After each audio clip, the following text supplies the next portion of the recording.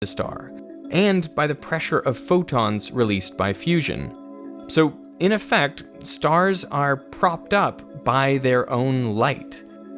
If the rate of fusion drops at the center of the star, the temperature and the pressure decrease. Gravity starts winning, compressing the star. But this increases the temperature and pressure in the core, which increases the rate of fusion. It's a stable, self-regulating system. But there's a problem. Stars have a finite amount of fuel, which over time gets used up. Our sun is about 5 billion years into its 10 billion year lifespan. There are stars dozens of times more massive than the sun, which you would think would live much longer. But they actually use up their nuclear fuel faster. A star 20 times the mass of our sun has a lifespan of just 10 million years. And more massive stars burn hotter and even brighter, but for much shorter lives. For 90% the life of a star, the core is only hot enough to fuse hydrogen into helium. And when the hydrogen runs out, fusion slows, gravity compresses the core, and its temperature increases to 200 million degrees, at which point helium fuses into carbon. There's enough helium to power the star for around 1 million years, but as the helium runs out, the core is again compressed and heated. Carbon starts fusing into neon, which lasts about 1,000 years, and then neon fuses into oxygen for a few more years, then oxygen to silicon for a few months, and at 2.5 billion degrees, silicon fuses into nickel, which decays into iron. Now, at the heart of this giant star, there is an iron core building that's only a few thousand kilometers across. Iron is where this pattern stops. Instead of liberating energy as it fuses into heavier elements, it actually requires energy. Iron is the most stable element, so it actually takes energy both to fuse it into heavier elements and to break it down into lighter ones. Both fusion and fission reactions ultimately end up at iron. The iron core grows, but the crush of gravity becomes greater and greater as the rate of fusion drops. When the iron core is about 1.4 times the mass of our sun, which is known as the Chandrasekhar limit, the pull of gravity is so strong that something totally wild happens. Quantum mechanics takes over. Electrons run out of room to move and they're forced into their lowest energy states. They then become absorbed by the protons in the nucleus.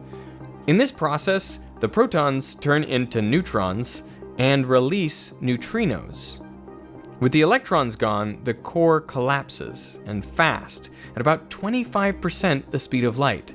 So what used to be a ball of iron 3,000 kilometers in diameter becomes a ball of neutrons just 30 kilometers across. Essentially, it's a neutron star.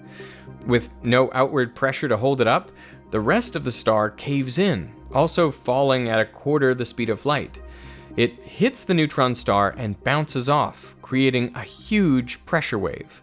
But this kinetic energy isn't quite enough to start a supernova explosion. No, the thing that really kicks it off is the humble neutrino. Now, I normally think of neutrinos as particles that do basically nothing. I mean, they interact so rarely with matter that right now, there are 100 trillion neutrinos passing through your body per second. It would take a light year of lead just to give you a 50-50 chance of stopping a neutrino, and that's because they interact only through gravity and the weak force. But in a supernova, when the electrons are captured by the protons, an unbelievable number of neutrinos is released, around 10 to the 58.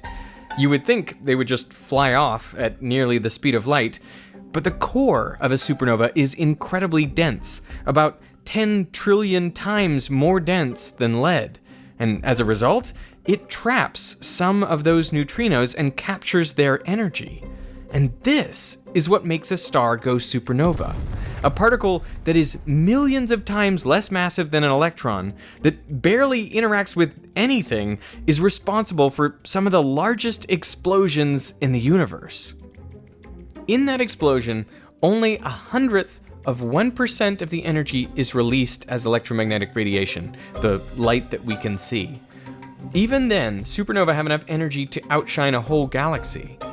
About 1% of the energy is released as the kinetic energy of the exploding matter, but the vast majority of the energy is released in the form of neutrinos.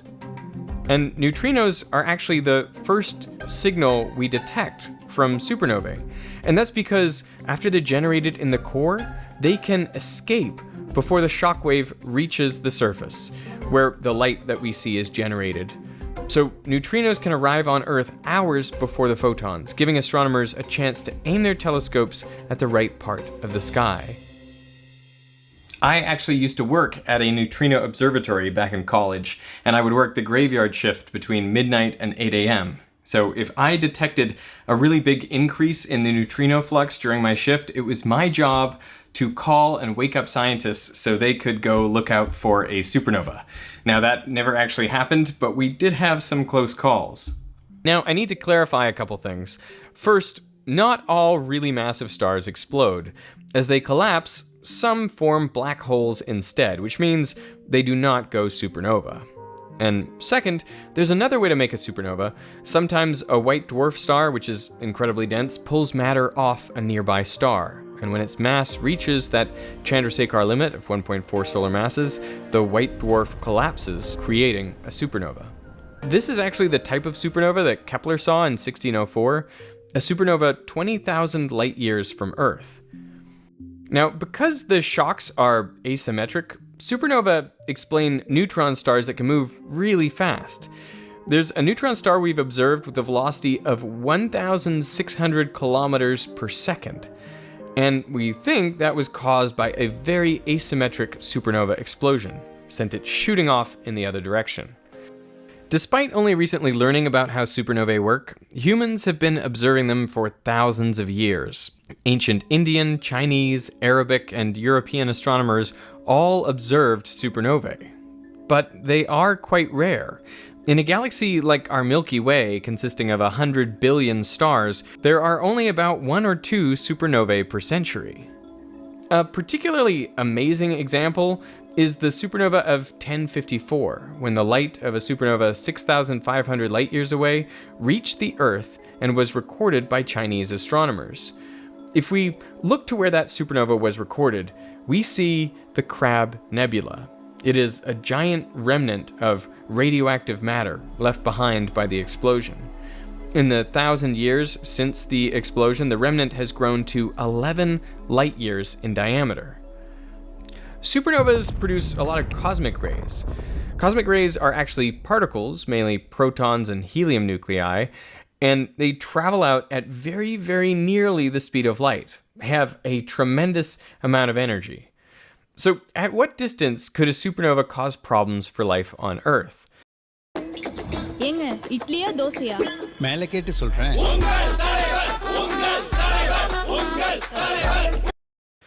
The closest stars to us, besides the Sun, are the 3 stars in Alpha Centauri. They are 4.4 light years away.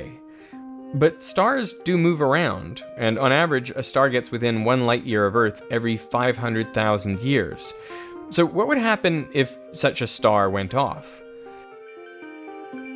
Yeah, so within a light year, you're easily within a danger distance from just the kinetic energy. So I think even at that distance, you're looking at possibly blowing the atmosphere off. But we would also have other problems to worry about. Supernovae create conditions that are hot enough to fuse elements heavier than iron. In the months after the explosion, these elements undergo radioactive decay, producing gamma rays and cosmic rays. Less than 0.1% of the energy produced by a supernova is emitted as gamma rays from these radioactive decays, but even this tiny percentage can be dangerous. At a few light years from a supernova, the radiation could be deadly, though most of it would be blocked by our atmosphere. Now, the Earth is protected from solar and cosmic radiation by our atmosphere, and specifically by ozone molecules, 3 oxygen atoms bonded together.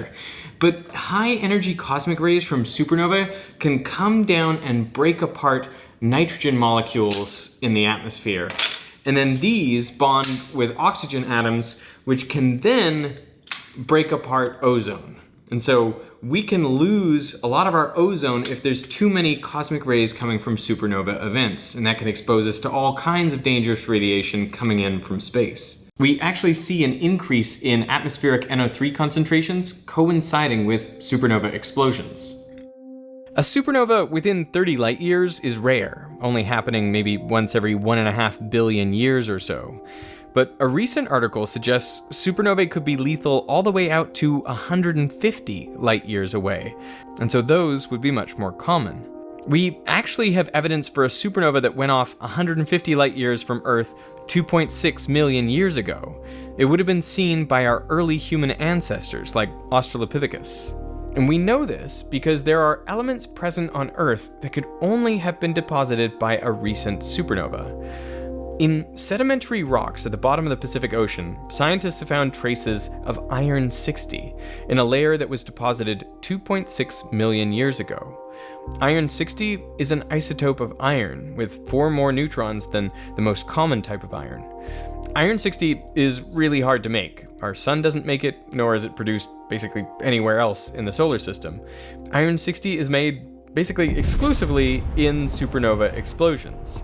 And iron-60 is radioactive. It has a half-life of 2.6 million years. So every 2.6 million years, half of the sample decays into cobalt-60. So all of the iron-60 that was around during the formation of the Earth 4.5 billion years ago has definitely decayed. So the iron-60 that the scientists measure is proof of a recent supernova. Scientists also measured trace amounts of manganese-53 in the same sediments, giving further evidence supporting the idea that recently there was an explosion of a nearby supernova. The supernova that happened 2.6 million years ago wasn't catastrophic for our ancestors, but some researchers hypothesize that it could be related to the mass extinction which is seen at the Pliocene-Pleistocene boundary in the fossil record around the same time. This extinction wiped out around a third of marine megafauna. The idea is that the cosmic rays from the supernova hit particles in our atmosphere, creating muons, which are charged particles like the electron, only more than 200 times heavier. The muon flux for years after the supernova would have been 150 times higher than normal. And the bigger the animal, the larger the radiation dose it would have received from these muons, which is why megafauna were so disproportionately affected. And what's more, the animals that lived in shallower waters were more likely to become extinct compared to the ones that lived at depth, where the water would have protected them from muons. Further evidence for these recent nearby supernovae comes from our place in the galaxy. You know, if you look in the space between the stars in our galaxy, on average there are around 1 million hydrogen atoms per cubic meter. That may sound like a lot, but it's basically a perfect vacuum. But for hundreds of light years in all directions around our solar system, you find there are 1,000 times fewer hydrogen atoms. It's like they've all been blown out somewhere, and our solar system is existing in this cosmic void inside a low-density bubble. So that is evidence for maybe tens of supernovae that would have blown all this material outwards. But there are cosmic explosions that are even more deadly than normal supernovae: gamma-ray bursts.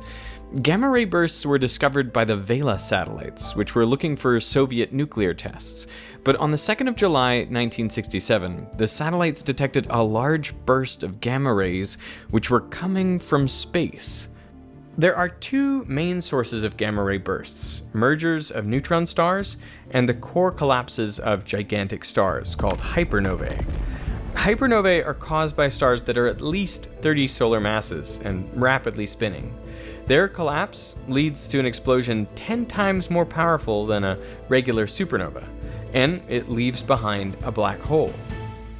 The gamma-ray bursts caused by hypernovae channel most of their energy into beams which are just a few degrees across.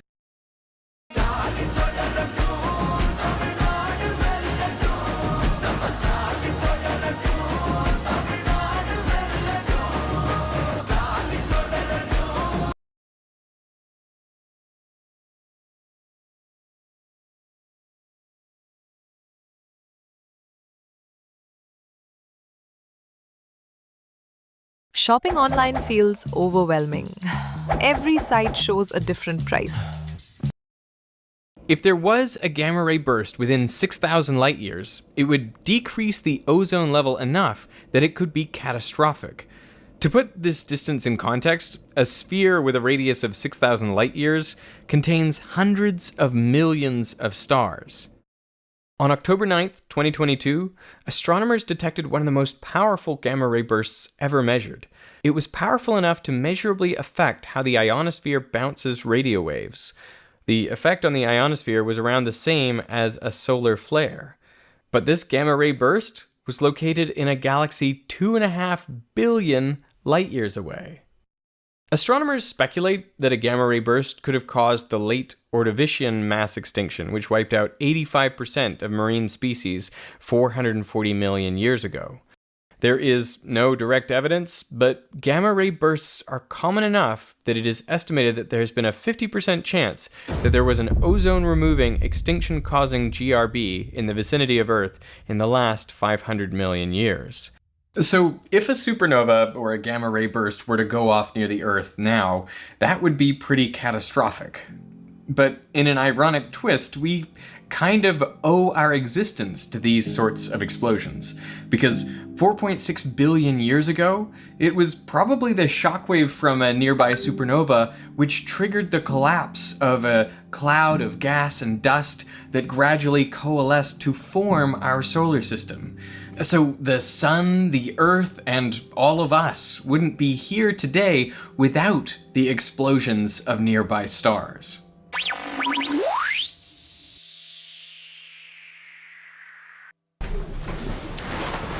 Figuring out how supernovae explode was incredibly difficult. It took a combination of astrophysics, particle physics, computer science, and mathematics.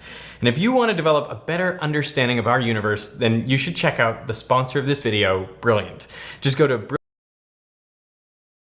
This is a video about one of the most important, yet least understood, concepts in all of physics.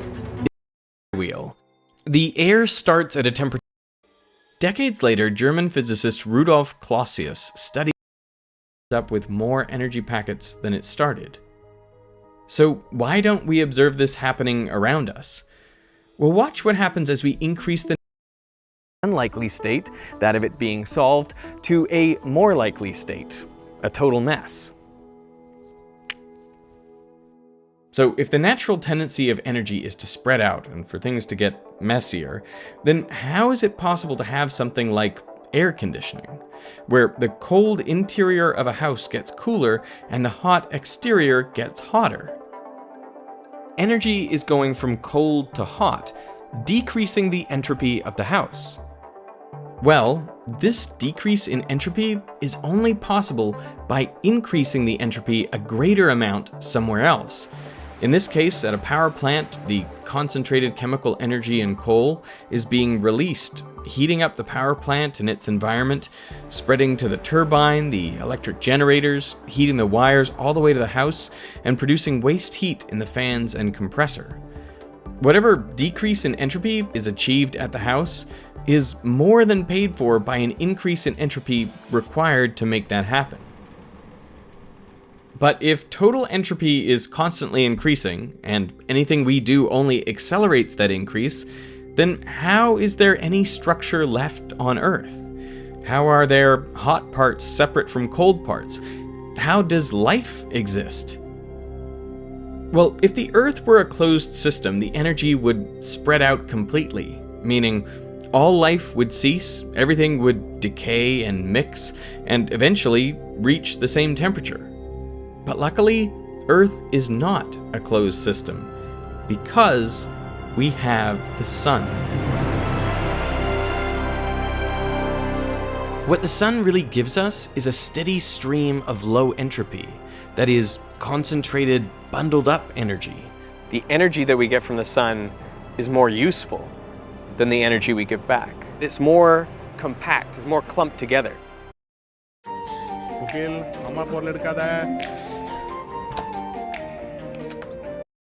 Plants capture this.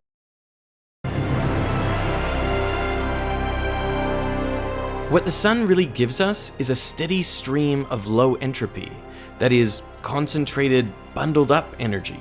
The energy that we get from the sun is more useful than the energy we give back. It's more compact, it's more clumped together. Plants capture this energy and use it to grow and create sugars. Then animals eat plants and use that energy to maintain their bodies and move around. Bigger animals get their energy by eating smaller animals, and so on. And each step of the way, the energy becomes more spread out. Okay, interesting. Yeah. Oh wow, I did not know that. There you go.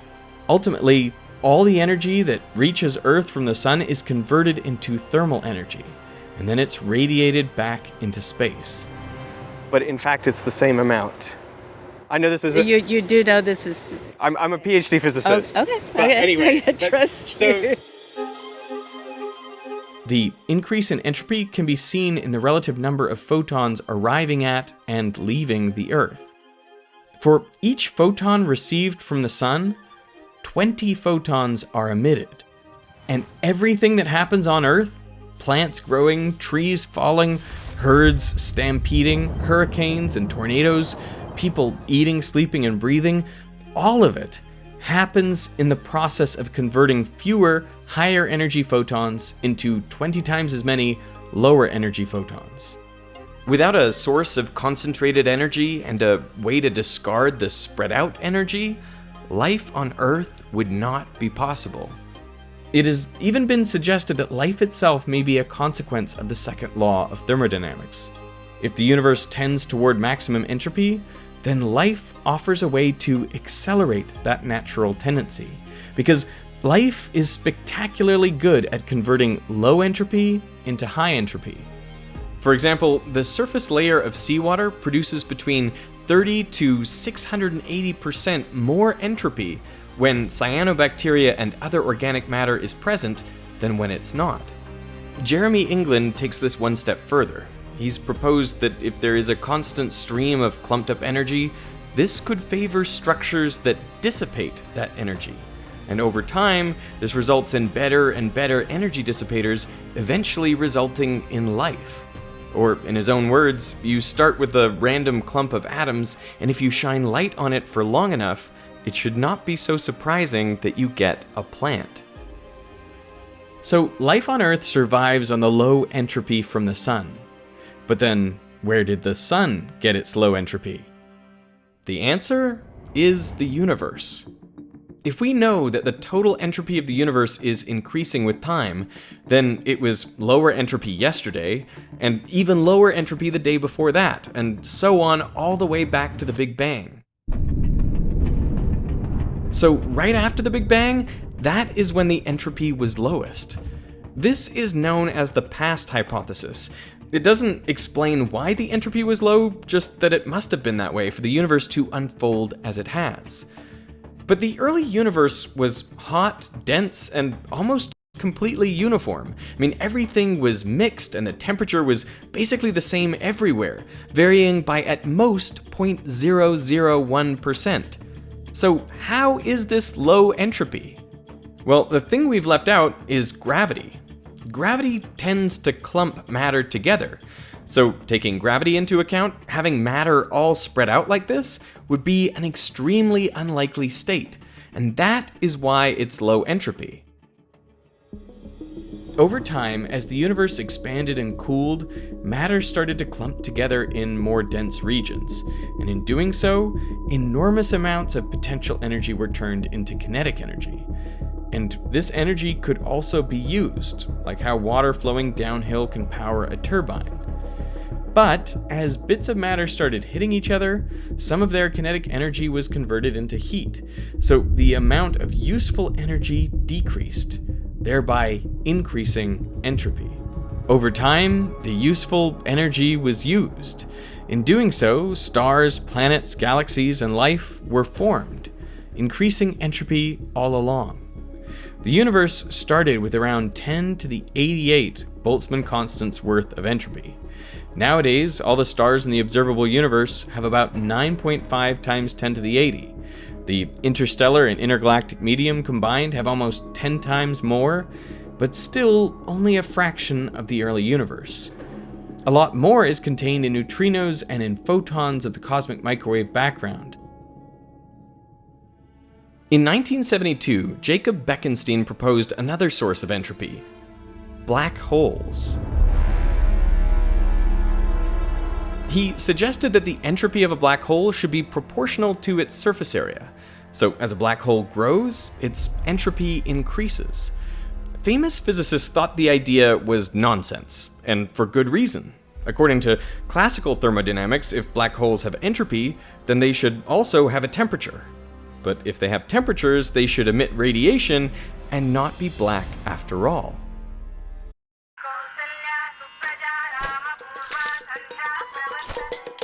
Sir என்ன sir நீங்க கோலம் போட்டுட்டு இருக்கீங்க என்ன பண்றதுப்பா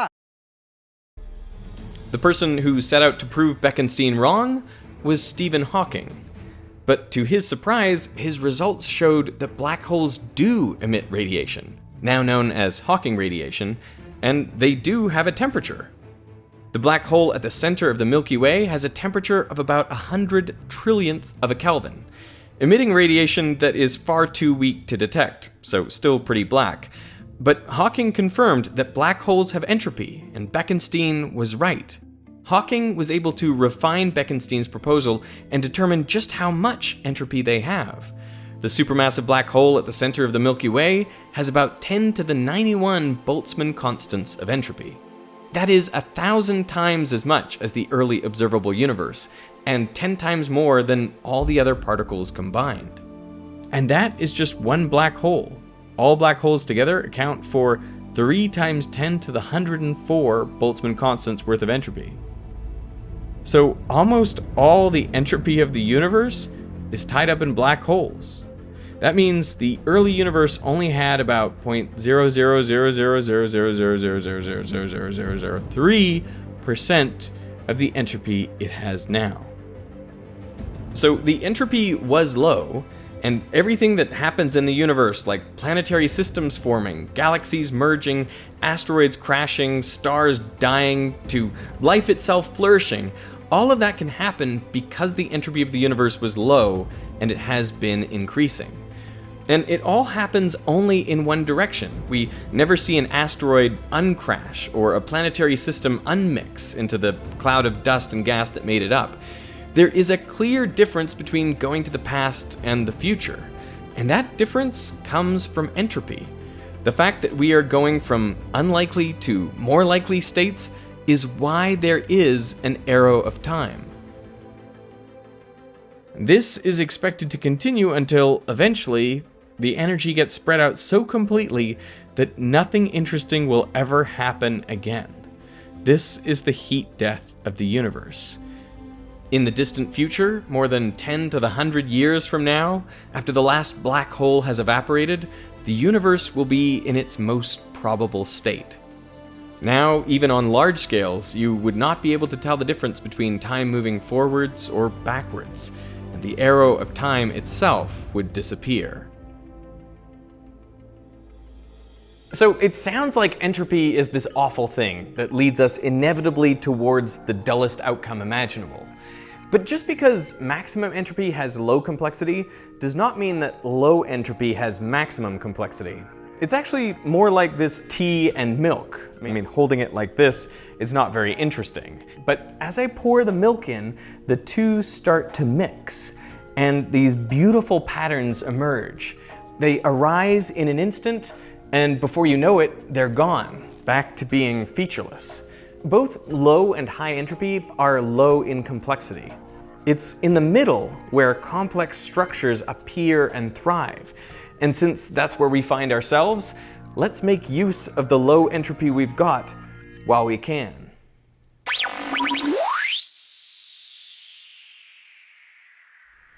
With the right tools, we can understand just about anything, from a cup of tea cooling down to the evolution of the entire universe.